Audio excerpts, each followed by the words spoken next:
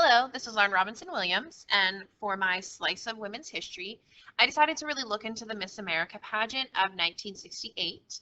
And I do have pageants written up there because I realized that there were two pageants that year. So I'm going to look at the Miss America pageant that was broadcast on TV, the Black Miss America pageant, as well as the bra burning myth, and where that actually came from and the fact that it's not real, as well as what this means for women's rights. So what kind of legacy has this left for us?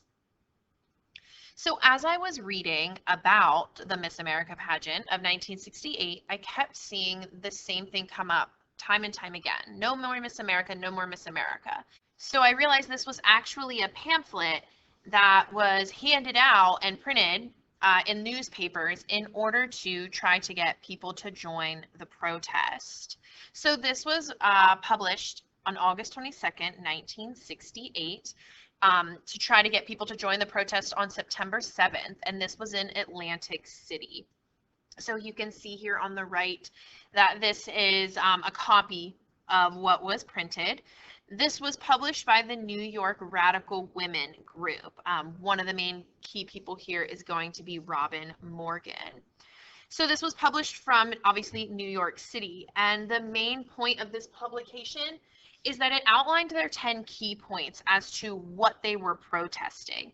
It's also going to summarize their objectives and explain the tactics that they plan to use during this protest, which I'm going to show you on the next few slides here.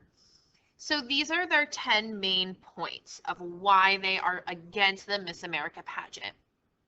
So number one is the degrading, mindless, boob girly symbol. So really talking about how degrading it is that it's based on body image and mindlessness and no involvement in actual intellectual ability. So when you think about those questions that are asked to the contestants, they don't want them to be involved in politics or have any strong opinions. There was actually a story of one woman who was asked a political question during the pageant, and she said, "Ooh, I don't like to get involved in that. I don't have an opinion." Number two, racism with roses. What that means is the pageant itself is racist. So here we see literally all white women. So this was actually written into the bylaws where contestants had to be white. This meant no Black women, no Native American women could actually participate in the pageant. And this is actually going to spur the Black Miss America pageant that we'll look at later in this presentation. Number three is Miss America as a military death mascot. This was because the role of Miss America for 1 year as the queen was to travel around, and one of those was to actually visit troops. Miss America was sent to Vietnam during the Vietnam War, which was an issue because a lot of women were like, well, they're sending this woman to pretty much bid these men farewell and support the war and send them off to die. For the consumer con game, so here they're looking at how consumerism got really big and the fact that women were expected to buy all these products to look a certain way and to behave a certain way, and the pageant was sponsored by a lot of these items, and so women wanted to boycott these. 5, competition rigged and unrigged, so obviously they're talking about how it's already set up to be rigged and set up for failure. 6, the woman as a pop culture obsolescent theme. So looking at that popular culture and how it has become a theme that has really been used to define women rather than who they are. 7, the unbeatable Madonna whore combination. So what this means is the fact that they want these women to be virgins, literally sexual promiscuity is written into their bylaws, but at the same time they want them to be kind of coquettish and kind of flirty, but not too flirty, and they want them to be virtuous, but they want to judge them in a bikini. So it's this unwinnable thing where you need to be the Madonna, the virgin, perfect woman, but then have this other aspect that's very sexualized. 8, the relevant crown on the throne of mediocrity. So here they're talking about how it's literally only 1 year. So if you're going to crown a woman, then she only gets 1 year, and it's based on a mediocre thing that isn't really any aspect of what it means to be a woman. 9, Miss America as dream equivalent to ? So here they really are attacking the fact that women are taught to aspire to be Miss America, while men are taught to aspire to run for office. So looking at the equivalencies between the goals for men and women. 10, Miss America as big sister watching you. So again, the idea that Miss America is something you aspire to, and also Miss America is keeping her eye on you, and you should try to always uphold those standards and appeal to the Miss America ideal. So some of their main tactics, it is going to be nonviolent protest. They're protesting the societal image that's portrayed on women and speaking out against oppression. So you see some of the signs here in the Freedom trash can where they threw things into the trash can. And the plan was they were going to burn them, but they did not get a burn permit because the police were worried about the flammability of the boardwalk in Atlantic City. So they had picket signs, they had guerrilla theater where they acted out different things to get their point across, as well as that Freedom trash can. And they did have a banner about women's oppression and women's liberation that they were able to get into the actual Miss America pageant itself and unravel during the pageant, which obviously made quite a scene and made headlines. Now, where they kind of got a little bit of flack here was the fact that they did not allow men to physically protest. However, they did say that men could donate cars or drivers. They could also donate money to help women be able to come to the protest from other cities. They did say no male reporters. They would not speak to any male reporters, and they would not be arrested by any male cops. Now, with the no male reporters, this did help female reporters. And the funny thing about no male cops is the fact that women cops weren't actually allowed to arrest people in Atlantic City. So why did they target Miss America? Obviously, it was the epitome of those 10 things in their 10 points. On top of that, it was extremely popular. 25,000 people were in the live studio audience and 27 million people watched it at home. There was obviously a huge focus on bodies, which goes back to that mindless boob girly symbol. The code of conduct was absolutely ridiculous.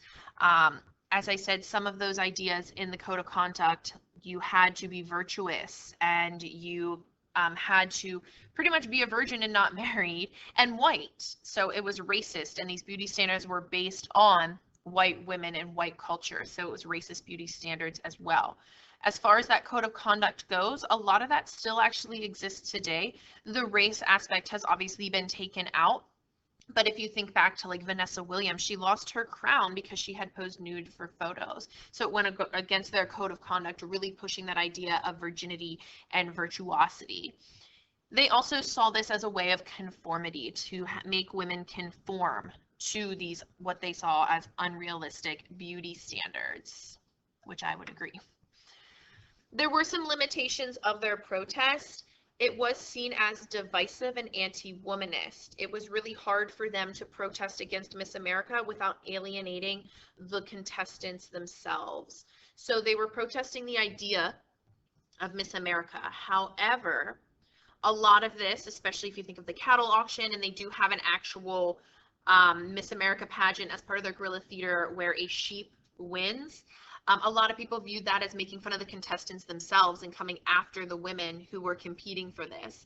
So for some, it was very divisive and looked as though this group, the NYRW, was actually against the women participating as well. And some of the signs and pickets actually did reflect that. In this group, they didn't really want leadership because they didn't want just one woman taking control because of their experiences with men. So because there was no leadership, it was very unstructured, especially in terms of like what the signs would say and what they were actually protesting, and they were not all on the same page with this. So that's what caused some of those issues. At the same exact time, the same exact day, Miss Black America is held. It is organized by J. Morris Anderson because he wanted his daughters to be able to compete. So he hosts Miss Black America. Same exact day, same exact time, and they really wanted to draw attention to how Black women had been excluded from Miss America. Up until this, the only way that Black people had been in Miss America was to actually pull the float of the winner in the parade, which a lot of people said depicted slavery because it's these black women or black men pulling a white woman on a pedestal, literally. So obviously Miss America had a lot of racial issues. The first winner, Sandra Williams, was quoted saying, "Miss America does not represent us because there's never been a black girl in the pageant." And so Anderson changed that with his Miss Black America, which was another form of nonviolent protest against Miss America. So in 1970, 2 years later, they do have the first African American candidate, and that will make huge headlines. And the Miss Black America pageant itself will make big headlines, and it will increase in membership each year. The NYRW also will gain more members because of their protest, and they make huge headlines as well. It's actually put side by side with the Miss America pageant winner on many newspaper fronts. Because they refused to speak to male reporters, they did help a lot of female reporters increase their careers. And they did eventually lead to a lot of reforms. So reproductive rights, employment equality, rape crisis centers, daycare centers, a lot of this can be traced back to this protest. So thankfully, this protest did bring a lot of issues to light.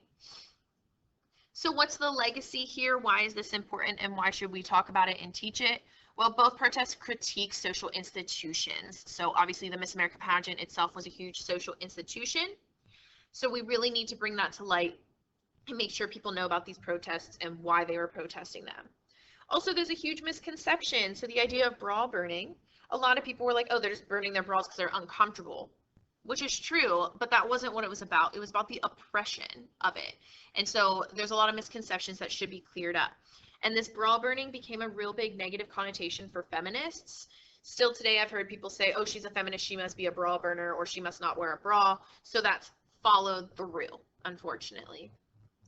Conscious raising became a huge aspect of this, where we had a lot of women who would be able to get together, talk about their experiences, talk about their lives, and look at what they had in common in order to find that common ground to fight against the oppression and work towards equality and women's rights. We also see out of that conscious raising that phrase, personal is political. As I said earlier, there is still a code of conduct with Miss America. It is a lot looser than it used to be. However, it is still quite sexualized in a lot of ways and based on a lot of those expectations, especially beauty standards. And some of it still really does go back to white beauty standards, especially when we look at hairstyles, where African Americans have not had the same treatment in natural hairstyles because of the color of their skin. A lot of people also attribute the Me Too movement to the idea of consciousness raising, and the personal is political. So a lot of people look at the Me Too movement as an extension of these protests.